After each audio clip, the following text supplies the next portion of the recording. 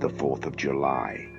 A day for celebration, a day for fireworks, a day for family. But what happens when the day turns dark? What happens when the familiar becomes terrifying? This Independence Day, let me tell you about the horrors that lurk beneath the surface. Stories that will chill you to the bone. Stories that will make you question what is real and what goes bump in the night.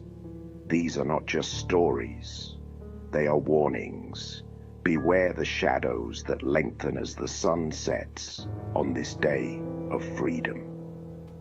For they hold secrets best left undisturbed.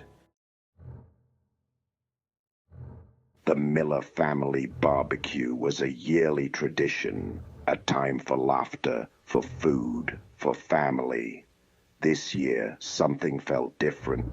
A chill wind blew through the backyard, rustling the leaves on the old oak tree. The air crackled with a strange energy. Sarah Miller, the eldest daughter, noticed it first.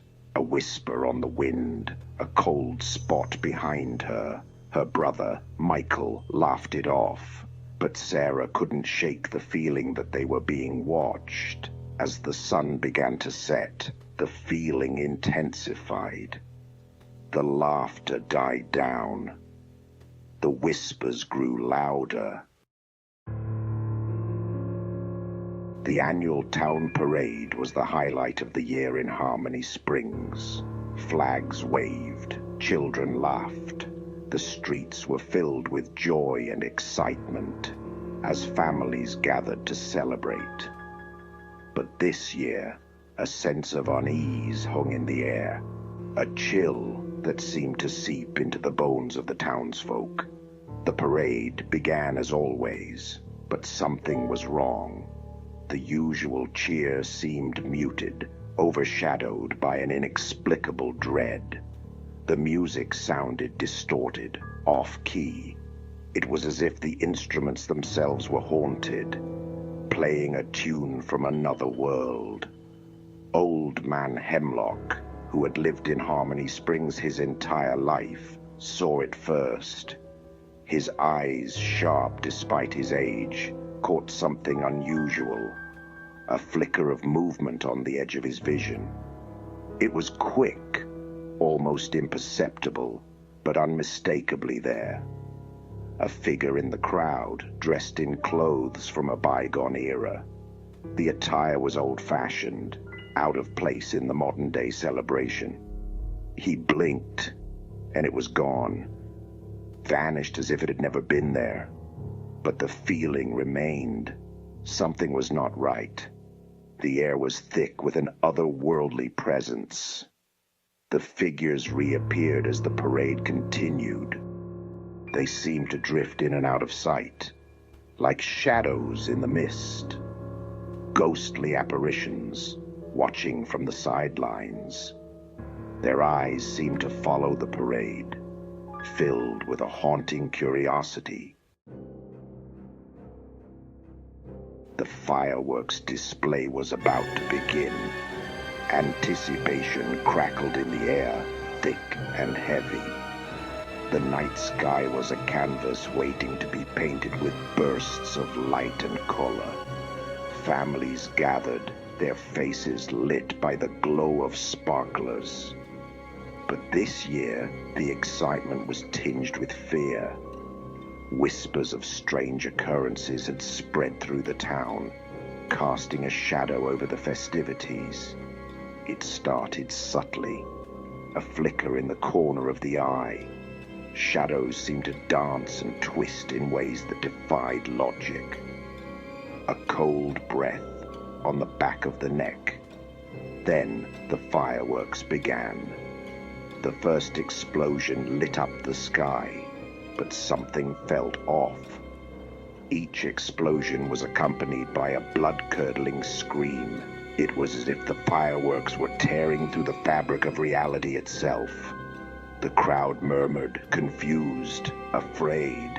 Parents clutched their children tightly, eyes darting around for any sign of danger. As the grand finale approached, the air grew heavy, suffocating. The atmosphere was thick with an unspoken dread, a palpable sense of impending doom. And then it happened. The final firework exploded, not with a bang, but with a deafening roar. The sound reverberated through the night, shaking the very ground beneath their feet. And in the smoke, a face appeared, a grotesque, demonic face, leering down at the terrified crowd. It was a night they would never forget, a night when sparklers ignited the abyss. Section 5. The Unseen Guests.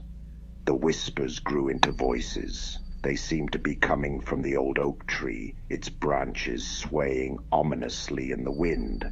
Sarah's uncle, John, went to investigate. He cautiously approached the tree, peering into its shadowy depths. "Hello," he called out, his voice trembling slightly. Silence. Then a cold hand shot out from the tree trunk, clamping onto his wrist. John screamed. The family rushed to his aid, but it was too late. The hand pulled him into the tree, his screams cut short by a sickening crunch. Section 6. A March of the Unliving. Panic spread through the crowd. People screamed and pushed, desperate to escape the ghostly figures. Old Man Hemlock stood frozen, his eyes wide with terror. He recognized the figures now. They were the spirits of townsfolk who had died tragically on that very spot a century ago. A runaway train, a fire, a forgotten massacre.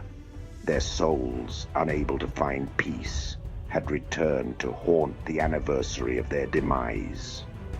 The ghostly figures marched down Main Street, their eyes burning with an eerie light.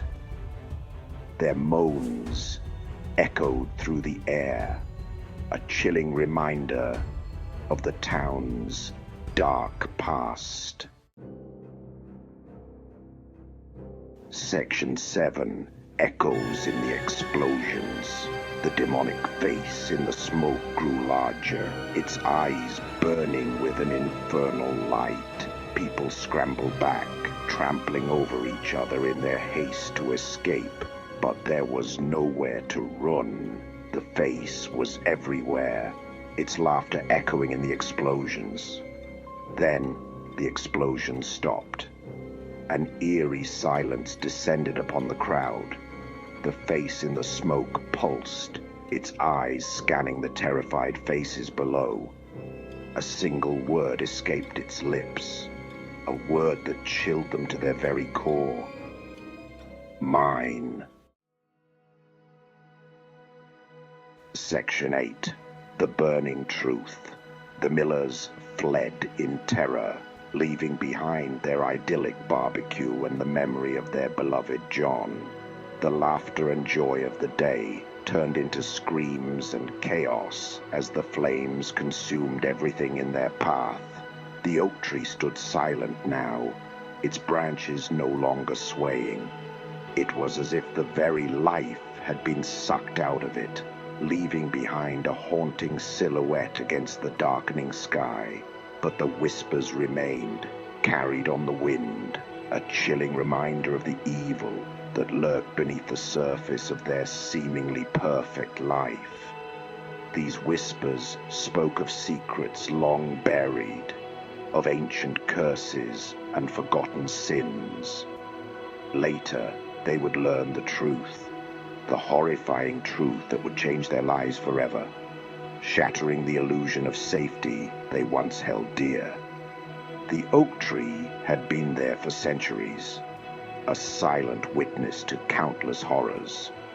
It had seen generations come and go, each leaving behind their own dark stories and hidden fears.